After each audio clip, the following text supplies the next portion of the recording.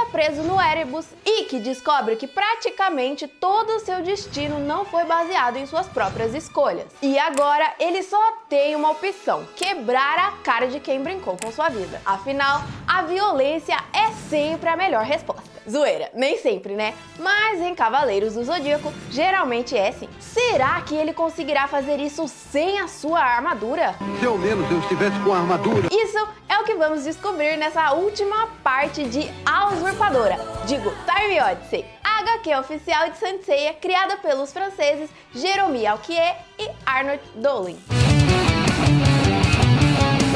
No último vídeo dessa série, fizemos um especial tudo sobre Guilty, que você pode ver aqui. Lá, nós tivemos a revelação que essa versão da história foi feita baseada na manipulação. Mas seria do fogo, do vento, do roda-moinho? É um roda-moinho. Nada disso. Na manipulação mesmo. De frente a um Ikki incrédulo, Cloto finaliza seu monólogo dizendo que tudo tinha acontecido conforme o planejado, que os Cavaleiros de Atena tinham se unido para eliminá-lo e que assim Cronos não teria preocupações. Mas inexplicavelmente, o Fênix voltou à vida, desperdiçando todo o planejamento. Disposta a colocar um ponto final de vez nessa história, Cloto se prepara para atacar, enquanto Ikki se levanta envolto por chamas azuis, as chamando de monstros. Observando, a Moira questiona se ele pretende continuar enfrentando seu destino. Fênix responde que não nega seu passado de sofrimento, já que ele o fez ser quem é agora, mas por culpa dela, 2 almas puras foram sacrificadas. A de seu mestre, que foi usado como marionete do grande mestre, e a da inocente Esmeralda, o que ele nunca iria perdoar. Então fará Cloto pagar pelos seus pecados. As Moiras observam que as chamas ao redor do cavaleiro estão aumentando, cobrindo todo o seu corpo, se misturando com a poeira do Erebus e se transformando em algo mais, se transformando na nova armadura de Fênix. Essa nova versão da armadura, cinza com alguns detalhes em azul, é bem parecida com as auras utilizadas pelas Moiras, provavelmente pelo fato de ela renascer se misturando à poeira do Erebus e de alguma forma absorvê-la. No seu esquema, ela é descrita como uma versão desconhecida, certamente por não se encaixar na contagem das evoluções canônicas da armadura. Pronto para lutar, Ikki revela que Guilty tinha ensinado um ataque secreto que ele sempre se recusou a usar, mas que agora, sabendo a verdade, o cavaleiro usaria para honrar a memória de seu mestre. Assumindo uma nova postura, Ikki eleva seu cosmo, fazendo surgir a forma de uma fênix em sua testa, similar a tatu do seu Jorge, e tudo à sua volta começa a pegar fogo. As irmãs alertam Cloto para que ela tome cuidado, mas é inútil, já que Ikki a acerta em cheio com sua nova técnica Asas Incandescentes da Fênix, que a envolvem com asas de chamas, a lançam para cima e ela acaba com a clássica caída de cabeça no chão. É bem legal ver uma técnica de Guilty sendo revelada, afinal era esperado que alguém tão poderoso quanto ele tivesse técnicas secretas. Porém, o Cavaleiro de Prata de Fornalha, tendo um golpe chamado Asas Incandescentes de Fênix, é realmente algo bem inesperado. Marin usa o golpe Meteoros e até ensinou eles a ceia, tá certo. Porém, ela nunca chamou o golpe de Meteoros de Pégaso, afinal, ela é da constelação de Águia. Camo sabia o pó de diamante, mas simplesmente porque essa era uma técnica de ar frio e não necessariamente vinculada à constelação de Aquário ou Cisne. Doku tem ataques relacionados a dragões, mas Kurumada Sensei já revelou que ele era um cavaleiro de bronze antigamente, e é bem possível que fosse o de dragão, ou pode ser simplesmente uma alusão ao tigre e o dragão, já que ele é de origem chinesa e isso pode ser uma metáfora para os conceitos de Yin e Yang, levando em consideração que Libra é aquele que representa a balança da justiça e o equilíbrio. Sendo assim, é no mínimo estranha essa fixação toda que Guilty tinha pela Fênix, sua armadura e constelação, ao ponto de nomear suas técnicas com ela, ao invés de usar golpes originais ou relacionados à fornalha, sua verdadeira constelação guardiã, segundo os próprios autores da HQ. O cara era tão fissurado que, além das técnicas, tinha uma fênix tatuada na cara e usava um poncho com uma estampa de fênix. Guilty foi de guardião da Ilha da Rainha da Morte no clássico ao maior fã da Fênix em Time Odyssey. Talvez por isso seu nome faça referência a Jorge Vázquez, que é considerado como o maior fã colecionista de Cavaleiros do Zodíaco, sendo Guilty o maior fã da armadura de Fênix entre todos os Cavaleiros. Enfim, sem perder tempo, Ikki avança pra cima das outras Moiras e com um golpe derruba seus elmos, revelando finalmente seus rostos. Perplexas com o imenso e terrível cosmo de Ikki, as Moiras entendem o motivo de os deuses terem medo do Cavaleiro de Fênix, além de que sua armadura que deveria estar morta reviveu. As irmãs questionam como ela poderia voltar à vida no Erebus e o que significaria sua nova forma. O Cavaleiro de Bronze diz que elas se gabam de saber de tudo, mas não sabem o essencial, que a armadura de Fênix é única dentre as 88, que assim como o pássaro da lenda, ela tem o poder de renascer das cinzas, além de ter o poder de assimilação, que dá a capacidade de absorver o que está ao seu redor e se adaptar. Por isso, aos poucos ela foi absorvendo as micropoeiras do tempo, se adaptou ao Erebus e agora pode se mover livremente como as auras. Porém, Ikki ressalta que a assimilação é temporária, mas que o tempo seria suficiente para ele derrotar as Moiras e ir tirar um cochilo no vulcão. Na enciclopédia oficial, é dito que de fato o poder de regeneração da armadura de Fênix é superior ao de qualquer outra, já que ela consegue reviver literalmente do pó, o que chega a ser demonstrado algumas vezes na série clássica. Porém, não é citado nada sobre esse poder de assimilação. Isso seria algo novo e exclusivo de Time Odyssey, ou seja, é oficial,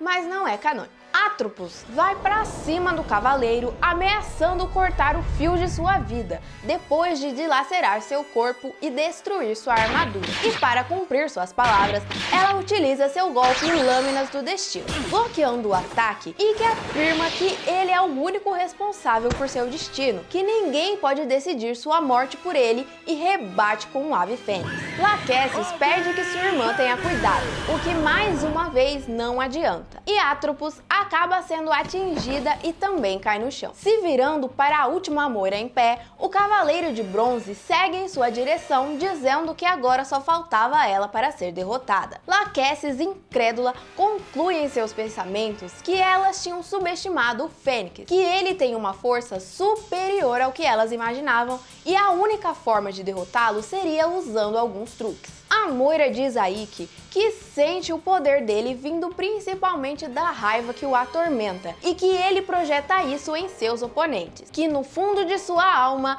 Ikki sente uma grande tristeza misturada a uma profunda culpa por se sentir responsável pela morte de seus entes queridos e oferece a ele a chance de trazer um deles de volta. O cavaleiro fala que se ela está se referindo a seu mestre, saber que ele era um homem bom que foi controlado não mudaria em nada os crimes que ele cometeu quando estava hipnotizado e que ele mereceu a morte que teve. A Tecelã pergunta: "Tu é bobo ou só tá se fazendo? Você sabe muito bem de quem eu tô falando." E debaixo de seus pés surge o túmulo de Esmeralda. Vendo quão abalado o Fênix estava, Lachesis continua, dessa vez mostrando o fio da vida de Esmeralda, dizendo que ela era uma jovem inocente que não merecia morrer, que o golpe de Guilty não iria matá-lo, mas que Ikki resolveu se esquivar e por sua causa o ataque de seu mestre a acertou de forma fatal. A Moira olha em seus olhos dizendo ser capaz de mudar o que aconteceu. Sem acreditar naquelas palavras, Ikki parte para cima da Tecelã, que usa sua técnica Equilíbrio do Destino, o prendendo em seus fios e o deixando paralisado. Lachesis continua, falando que normalmente não é possível reconectar um fio rompido, mas que graças ao seu poder, ela pode salvar aqueles que morreram injustamente, e a única condição era outra vida ser oferecida no lugar, para assim manter o equilíbrio do destino. Nessa hora, as irmãs caídas reaparecem, dizendo que para Lachesis trazer de volta a Esmeralda, Ikki deveria permitir que Atropos cortasse seu fio do destino, e que assim ele morreria e sua amada viveria novamente. Para dar mais ênfase ao que era dito, elas criam uma ilusão da garota, e quando ela toca o rosto do cavaleiro, ele continua imóvel e apenas diz o nome dela. Pensando que Ikki tinha escolhido trocar sua vida pela de Esmeralda, Atropos pega o fio de vida dele e tenta cortá-lo, mas não consegue, pois o fio,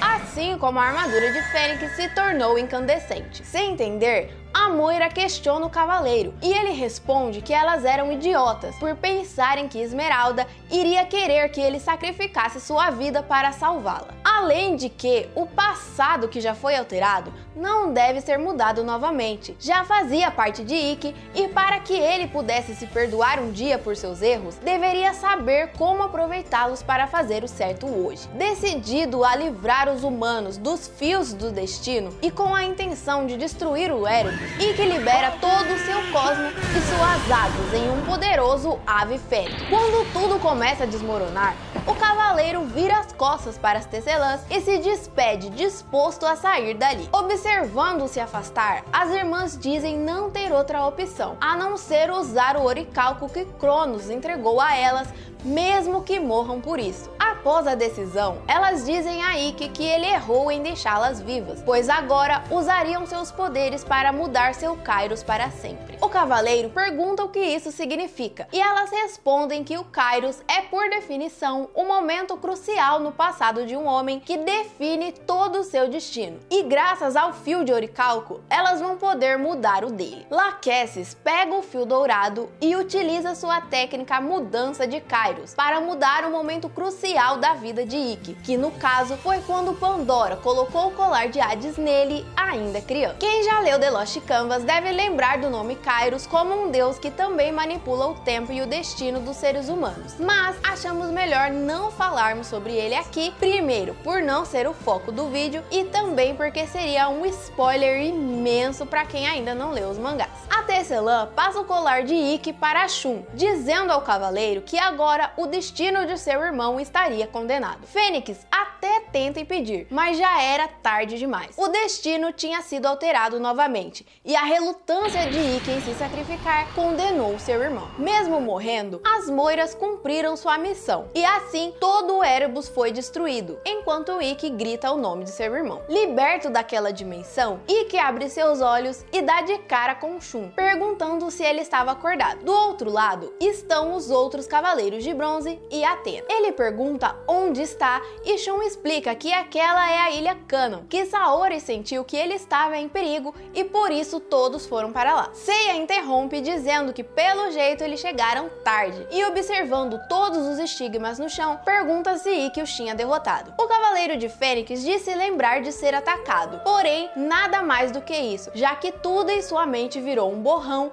e parecia que ele tinha vivido um pesadelo. O Pégaso dá uma risadinha, dizendo que o que importa é ele não estar machucado, e diz que todos estavam preocupados. Ikki apenas se levanta, respondendo que sabe como se cuidar sozinho, e segue na direção do vulcão, se despedindo de Shun. Seiya diz que o Fênix nunca muda, que sempre é um lobo solitário, e Saori o responde dizendo que é o contrário, que ele está muito diferente, como se seu futuro tivesse mudado, aliviando o peso de um destino pesado demais para suportar, e agora ele tivesse mergulhado mais ainda na sua própria culpa. Enquanto isso, Cronos se encontrava com Zeus para informar que seu plano tinha dado certo, que agora o Cavaleiro de Fênix não seria o receptáculo de Hades. O grande eclipse final nunca destruiria o mundo e o Hades atual só conseguiria deixar a galera um tempo no escurinho. Tudo saiu como planejado, exceto pelo fato de Zeus não cumprir o acordo de aceitar o deus do tempo como parte do Olimpo. Ele diz que mesmo Cronos tendo feito o que era esperado, ele nunca seria igual aos olimpianos. O deus do tempo questiona, o que deixa Zeus putaço, e ele joga na cara que Cronos só conseguiu porque teve a ajuda de Hefesto, que lhe deu o oricalco, e isso prova o quão incompetente ele é para ser um olimpiano. Depois de esculhambar o deus do tempo, Zeus vai embora e Cronos fica se lamentando por ter sido usado, então decide quebrar tudo, descontando a raiva na pobre da parede,